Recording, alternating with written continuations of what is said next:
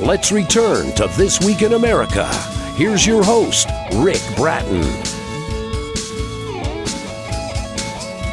Welcome back, everybody, coast to coast. This Week in America. Words Matter by Judy Marano is full of nuggets of wisdom about all the topics we don't like to talk about: aging, parenting, children, adversity, and much more.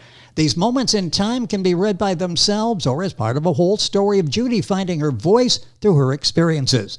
Judy lives in Brewster, New York with her husband, 2 dogs, 2 cats, a college professor of writing and public speaking, as well as a business owner. Educational Awareness, her company, assists high school students through the college process, with her favorite part being the college essay. A contributing author to Best Self magazine, recipient of the State University of New York Chancellor's Award for Teaching Excellence. She doesn't miss a day on the yoga mat or going for a long walk. A beach-loving girl, and yes, her happy place is the Jersey Shore. Judy Marano, author of Words Matter, a collection of vignettes examining the shared space of motherhood, marriage, friendship, aging, and femininity, joins us on This Week in America. Hi, Judy. Welcome to the program. Hi, Rick. Nice to be here. Thank you for having me. It is our pleasure, and I'm really looking forward to this conversation today. Let's talk about the title. I love the title, Words Matter. It says so much, and it's only 2 words. How did you come up with the title? Well, I love words. I love the way they sound. I love the way they feel when they come out of your mouth. I've always loved words. I remember being in 3rd grade and making that shadow box of, what do you want to be when you grow up? And there was me, little stick me, with a little typewriter in front of me, because I was so sure that words were going to be a huge piece of my life. So I am a teacher, and I tell my students at the beginning of every semester that words are your superpower. And you can use them for good, and you can change the way somebody feels in a heartbeat, or you can use them for evil, and you can cut somebody down just as quickly. And so because of that, words matter is sort of what I tell them all the time. People are sick of me saying it. So it only made sense when I started thinking about my book that words do matter. And each of these stories comes from a place where I'm examining a word or a phrase that was used or misused or overused. And it all kind of circled back to this words matter idea. So it just seemed like the natural name for my book. Well, I love the title, Words Matter. Judy Marano is our guest. That's Marano. Our website, judymarano.com. Book at Amazon, the usual places, and we'll give you that information throughout the program. Words Matter. Remember that for your next your reading assignment. Read this book, because it really is a life-altering book. And remember it because those 2 words, in as you say, in daily conversation, are so important to remember that words actually matter. Choose them carefully. Why do you think readers are responding like they are to the stories in the book, and the reviews have been excellent? Why do you think you're getting such a positive response for Words Matter? So I think part of it is that I talk in conversation. A lot of people have reached out to me and said, I feel like we're sitting having tea. Yes. And I'm talking about the subjects that we want to talk about, but we can't find the person that we want to share it with, or maybe we feel hesitant because they're tough topics. But I don't want you to think this book is heavy. It's not. It's not like, oh my gosh, I'm such a terrible person, let me read this book and be better. It's more, let me explore who I am. And people are really responding to, I did a reading last night, and one of the titles of one of my stories is, please, something about, this is terrible that I don't know. I'm sorry. We explored the words, I'm sorry, because people throw it around so haphazardly. I'm sorry that you feel terrible. Well, you have nothing to do with how I feel terrible. You have no reason to feel sorry. So we explored that, and we ended up having this amazing conversation about how it is just a misused phrase. And I love that. I love that it opens up conversation. My first story in the book is called I'm Okay. And the word okay is one of those words that, has so many different meanings. And everybody in my family has banned the word okay from their vocabulary. Good call. Because I say, well, what does that really mean?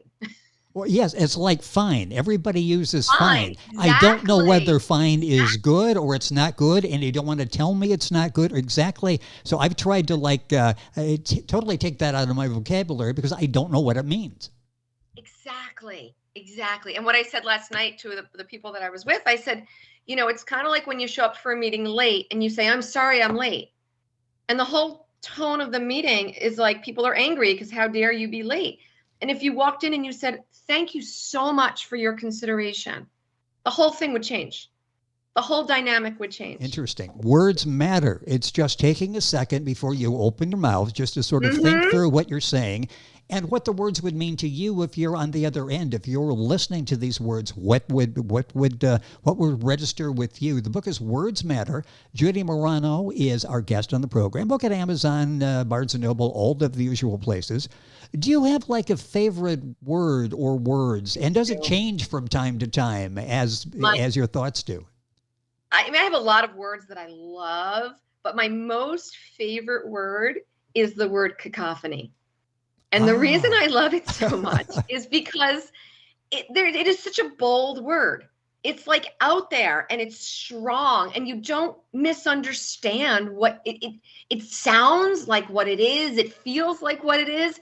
And I feel like when you add it to a sentence, it just blows up. Love the word cacophony. I love that too. I'm still working on the spelling, and once I get that down, I think I will use it more. You'll be good. Yeah, I got a lot of C's in that in there, and I'm still just trying to work with that. Let's take the other side of that. Is there a catchphrase that drives you crazy that you wish would go away? And my mind is rushing now. I can think of 10 or 12 right off the top of my head. I can think of 10 or 12, but my big one is I'm okay. Yeah. I'm okay is my big word. And like I said, I've banned it from my family. I just feel like it says nothing. It says nothing. My okay on a good day can be your marginal, or your fantastic could be my worst day. How do we know with the word okay? You know, I mentioned in the beginning, we sort of follow your journey of finding your voice through your experiences, and we can relate and find our voice. How long did it take you? What kind of process was that to find your voice? And what do you have to go through? I think sort of being totally honest with yourself and an open mind as you're going through that process. How difficult is it for people to find their voice? It's very, very difficult. And you have to really look at the hard stuff. And for me, this is a 3-year journey. And each time what I do is I take a situation, let's say, and anybody can do this, recall a situation and then look at it from a different lens. Look at it from the lens of the receiver, or look at it from the lens of a different version of yourself. And, maybe twist it around and say, well, what if I would have done this? How would it have changed? Right? I do a lot of who am I? I do a lot of who am I and who am I to other people? And who am I as a sister and a mother and a friend and a daughter? Who am I? And my family is, the whole process. And I live what I speak. I don't write things that I don't truly believe. And it's really changed the person that I am. I know who I am now. And I'm not just a mother, and I'm not just a sister or a wife or a daughter. I'm a combination of those things. And I think once I started to own that, I could really be comfortable in my own skin. How important is introspection? It sounds like that's sort of the key, maybe the initial key in finding yourself. It's huge. It's huge. And we have these two personas. We all do. We have the persona that we show the world, and then we have that other persona who is our true self. And I think we need to learn who our true self is and then start incorporating that into our persona that the public sees, right? Who am I? Okay, now I'm emotional, I'm vulnerable, I'm all of those things. And it's okay to once in a while show that side. And the more that you show it, the more comfortable you become with it. And then suddenly you're finding yourself being more open and honest to other people. Do you find we sometimes try to present ourselves in a way that other people will be impressed or view favorably? You're talking about vulnerability. Some see that as a sign of weakness. Even though I feel vulnerable, I really don't want to express that. That will be to my detriment if I express that. Do you find that happens sometimes that I'm not going to show you me, I'm going to show you who you think I am? I'm going to give you an example to answer your question. I teach a public speaking class, and about week 10 into a 15-week semester, I do what I call speed dating. Now, speed dating is not about dating. It's about communicating. And I give them a list of 100 get-to-know-you questions, and they have to pick 5 that they think will be the best representation of who they are. And then they have 3 minutes, and we literally go through a speed dating every 3 minutes. They have to switch positions. And the first couple are very stilted and they're very, I'm protecting myself, you're protecting yourself. By the third or fourth round, I have kids who are opening up and sharing themselves and it was just one of those aha moments. And one of my students said to me halfway through, he said, wait, before I was ready to start. And he said, I just realized something. And I said, what? And he said, hoping they get there, right? And he said, the more that I open up, the more the other person does too. Aha. And I said, yes. And that changed everything. That's why you're a teacher, isn't it? I mean, those moments like that when you can almost see the light bulb go off and you're thinking, okay, this person just got it. Judy Marano is our guest on the program, Marano. If you're Googling, book available at Amazon, the usual places. Her website, judymarano.com. The book is called Words Matter, a collection of vignettes examining the shared spaces of motherhood, marriage, friendship, aging, and femininity. Do you have a favorite quote? You enjoy words so much. I'm sure that you like words in phrases as well. Any favorite quotes? I do. And as a matter of fact, I don't know if the camera can see it. I have it tattooed on me. I love it so much. So this is the Syrian calligraphy for my favorite quote, which is, this too shall pass. I like that as well. And the reason, there's two reasons I love it. I love the story behind it. And I don't know if you know the story behind it. Do you? No. Okay. So there was a Middle Eastern king who he sent out a bunch of people to figure out a saying that could be his mantra, his moment, that would really show the fluidity of life. And he asked all these different people, and this person came up with, this too shall pass. Because if a moment is feeling like you can't stand it and it's weighing on you, if you just breathe and wait a minute, it will pass. Right? Because we don't live in those moments of depression, nor do we live in those moments of elation. But they change. And if you just count on the change, you can get through anything. So much wisdom in that, and you'll find it in Words Matter. The book is so well done by Judy Marano, our guest on the program. We talked about speaking words. Sometimes people think words are really words just written on paper. Do they need to be written on paper to even be considered words? We just talk. That's one thing. But a real word is written on paper. A real word is written on paper. And yes, I don't think you need to write them on paper to make them meaningful. I think that what paper does is it gives them a lastability. You can go back and you can reread, you can keep it as a public record. But I think that words that are spoken are less misinterpreted, because if you think about it, with a word where you speak it, you add in the body language and the emotion and the intonation and all of the beautiful things. And being a word person, right, you can elicit a meaning. Words on paper, you've got to be so careful because it can be misinterpreted so easily.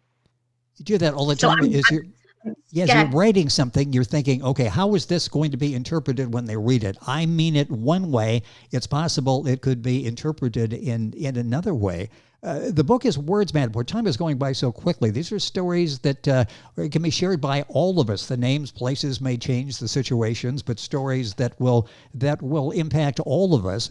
I want to take that a step further with words. How has technology impacted words? You're talking about all of this, and I'm thinking now, and you see it every day in the classroom. Do words really matter, or is it something, if I can text it, it's okay? And that's the problem, right? If I can send an emoji, why should I think of a word? Exactly, yes. But, I think technology has been one of the problems with the degradation of words, right? They're losing their power because we're throwing them around too easily. And an emoji doesn't carry that to me. And I don't use emojis. And I'm also one of those people, when I text, I use correct punctuation, spelling, and capital letters. So I'm not a great texter because it takes me a really long time because I don't want misinterpretation of language. Exactly, yes.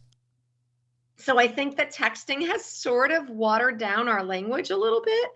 When I was writing the book, I was very cognizant of the fact of how people would receive it, and had different people read pieces of different ages and different places in their life, just to make sure that no matter what I was saying, it wouldn't be taken wrong. But technology does that. I think it makes it harder for us to figure out the meaning behind the words. That's so true. And Judy Marano, our guest on the program, the book is Words Matter. It's a series of small stories. What's the best way to read this? Do you read this in small pieces? Do you read it like a novel? Do you read it and put it up in the bookcase so you can refer to it as you're going through various situations you discuss in the book? What's the best way to read Words Matter? I think it depends on where you're at. I see it as a night table kind of book. Right? Or a beach book where you could take it. I think that after each reading, there's a moment, and most people tell me, and I from an author's standpoint, it's always interesting to hear other people, that you read it, and then there's that moment of, wow, let me think about that.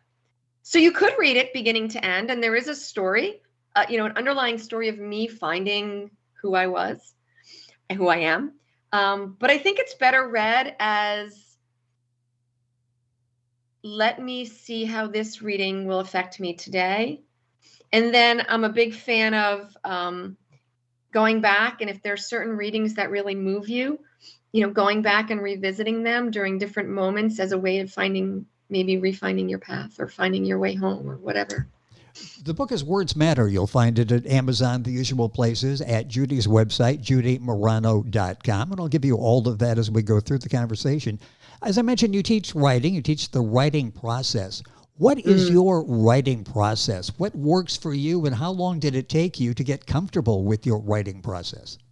It was hard, and I teach process, but yet everybody's process is so unique. Yes. So for me, my process starts with an interaction, whether it's a word that pops up or someone I spoke with or something I could have read. And I sort of look at a situation and I say, okay, what can I learn from this? And then I verbal vomit. I love that. That's so not a pretty word, but I verbal vomit onto paper. And I just just write everything I can think about of what I've learned from that situation. And then I let it sit. And I don't think about it for a few days. I don't go back to it. I think about it, but I don't go back to it. And then I go back to it after a few days and I say, okay, let's revisit this. How can we formulate it in a way that talks about that learning? What did I learn? And that's sort of, so for me, even a rough draft can take 2 or 3 weeks, right? Even though I'm only writing maybe between 1,000 and 1,500 words per story, it can take me 3 weeks just to get it rough. And then I go from there, and I actually send my rough to my son, who's a brilliant human being, but he's just really he's a good critical reader. Yes. And he'll say to me either, yes, go forward, or mom, trash it and start again. The honesty of a son. You don't get that too often, do you? When people want to tell you what you want to hear. And his wife will read it too. She's another one of my readers, and she's again, a brilliant woman. And her corrections are always so like, well, maybe you should do this, or maybe you should do that. But no, my son is just like, nope. He'll like make big X's, and I love it because I get it from both different directions. And then from there, we decide if it's worthy. And then it goes through my draft and redraft and raft and redraft until I'm happy with it. Growing up, and boy, time is going by quickly. You touched on this earlier. You consider yourself a word nerd and a grammar geek. Word and grammar, separate the two, because you may understand a lot about words and be able to use them well. If the grammar's not there and people read it, then suddenly they have a negative impression. Are we talking, or is that just me? Are we talking two separate categories there, words and grammar? We are. I love words. I love to read. I'm a huge reader. I read probably 2 books a week. I love the way that people put words together, and I love looking at new authors and seeing how they manage to put words on paper and the words that they use. I'm constantly in my classroom throwing out words that I know my kids don't know, and I make them incorporate them into their vocabulary. I love speaking to people who have rich vocabularies. That's a piece of it. I also love teaching grammar. I love showing kids how when you move a word in a sentence, it changes the meaning. Or if you restructure the sentence, you can give somebody more power or take away their power. You can also write sentences in a way that you tell people how to read them. Do you want to read it fast? Do you want them to pause? I love commas. I love that grammar can take a piece and make it exceptional. So you may spend an afternoon subjugating verbs just for something to do. Okay, maybe not that bad, but I love Okay. that once a week I do teach basic grammar to my students. And even though they're way beyond it, I feel like going back to that opens their eyes to what the grammar can do. And I think the grammar enhances the words. When you decided, okay, I really enjoy words, what was the next step to becoming a writer, to actually tell stories? What was that transition like from, okay, I like words, to now, okay, I'm going to write about words with words. Yeah. Yes. So that's a great question. I feel like so many people in the course of my younger life would say to me, you need to write a book. And I'd be talking and they'd say, you need to write a book. And then the pandemic happened and I said, well, maybe I have something to say. And that's how it started. It was just a lot of people saying, yeah, I like how you're viewing the world. You need to write a book. And so it was just sort of a natural progression for me. And because I teach writing was not something that was foreign to me.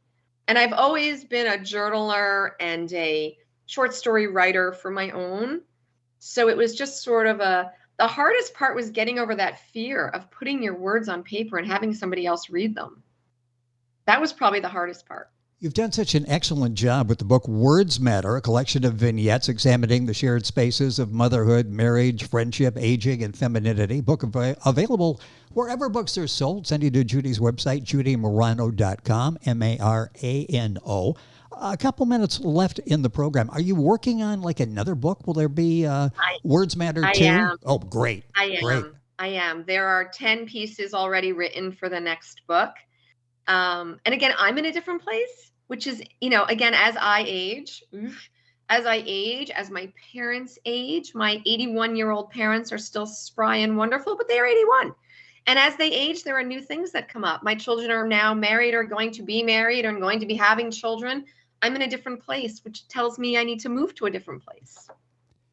I'm looking forward to that. This book is touching so many people and getting us to pause and think and be introspective and to look at our lives maybe in a different way. Words Matter. Could you also do a subtitle, Think Before You Engage Your Mouth? How many times do we say something and then we can tell from the reaction, in some cases a spousal reaction, that, boy, that was not the right thing to say. Pause 3 seconds before you talk.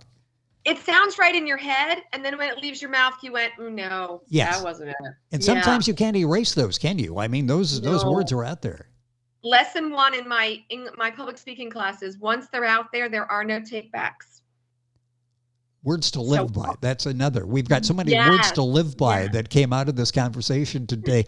Judy, it's been a pleasure having you on the program. Hopefully we can do this again. So much more to talk about. Love your book, Words Matter, a collection of vignettes examining the shared spaces of motherhood, marriage, friendship, aging, and femininity. I just sort of substituted for motherhood and femininity in the subtitle there to meet my needs. But thank you for joining us on the program. It's been great having you with us. Look forward to doing it again. Thank you for joining us. Have a wonderful day. You as well. Going to the beach today here. I say that with to get sort of a smile out of you, but how important is it to have that happy place where you can go sort everything out? I do so much writing at the beach. It is. It's my happy place. I put my feet on the sand and I go, okay, I'm good. We all need our happy place, and Judy's fortunate she's found hers. Judy Marano, author of Words Matter. We're back on today's This Week in America after these messages. Is online. You can visit our website, thisweekinamerica.us. Scott Pinkerton, associate producer of This Week in America. Jay Anderson, segment producer. Ben Watson, webmaster. Otto Bechet, director of engineering and TV production. This Week in America produced and is a trademark of Blue Funk Broadcasting, LLC. For information on all of our guests and to listen to this week's show, our website again at thisweekinamerica.us. And I'm Sean Bratton, executive producer of This Week in America.